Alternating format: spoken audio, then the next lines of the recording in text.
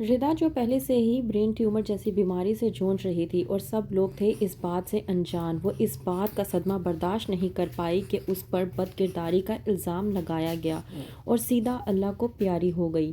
ड्रामे के next episode में आप लोग देखेंगे कि अरहम की बीवी जीनत आकर किस तरह से साकिब के सामने तमाशा लगाने की कोशिश करती है और कहती है कि अपनी बहन को समझा लो, इसकी वजह से मेरा घर बर्बाद हो रहा है। रिदा जो कि अपने भाई को कहने की कोशिश करती है कि मेरा साकिब के साथ कोई भी राब्ता नहीं है। हाँ, अलबत्ता वो मुझे कॉल करने की कोशिश करता है लेकिन मैं उसकी कॉल रिसीव नहीं करती। साकिब भी जीनत की बातों में आकर रिदा को बेइंतहा बातें सुनाता है और कहता है कि तुम दोनों ने मुझे जलीलो ख्वार करवा कर रख दिया है। जीनत रिदा को बातें सुनाने के साथ साथ फिज़ा को भी बातें सुनाती है। कहती है कि तुम दोनों बहनों के किरदार ही बद किरदार हैं, तुम दोनों बहनें ही ऐसी हो। एक तो मेरे शोहर के पीछे पड़ी हुई है और तुम अपना मुझे बताओ कि तुम्हारी तो एंगेजमेंट ज़ारून के साथ हुई थी और वो मंगनी टूटने के बावजूद तुम ज़ारून के साथ फिरती रहती हो, तुम्हें शर्म नहीं आती। रानी ये सब कुछ देखकर बहुत ज़्यादा खुश हो रही होती है और सोचती है कि जो भी उसका काम बिगड़ा हुआ था वो आकर जीनत ने पूरी तरह से संवार दिया है। दूसरी तरफ ज़ारून जो कि फ़िज़ा के किडनैपर्स को पकड़ने में हो चुका है पूरी तरह से कामयाब। कहता है ज़ारून कि मैंने सुल्तान को ज़िंदा और सही सलामत पकड़ लिया है। एक वही कड़ी है जिसके ज़रिए हम लोग कमाल तक पहुंच सकते हैं और उस पूरे ग्रोह को पकड़ सकते हैं जो इस काम में मुलव्वस है और लड़कियों को अगवा करके इस तरह के गलत काम करवाते हैं।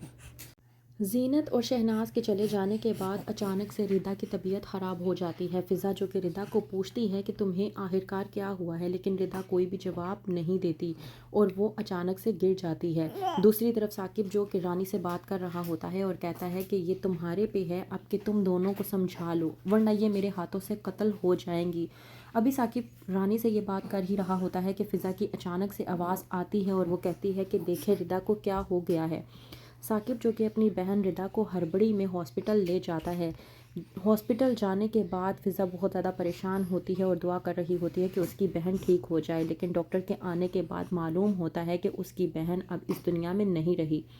साकिब जिसे ये सुनने के बाद बेइंतहा और बहुत बड़ा धचका लगता है। वो सोच नहीं पाता कि रिदा को आखिरकार अचानक ऐसा क्या हो गया जो उसने इतना बड़ा सदमा ले लिया कि वो हमें छोड़कर ही चली गई।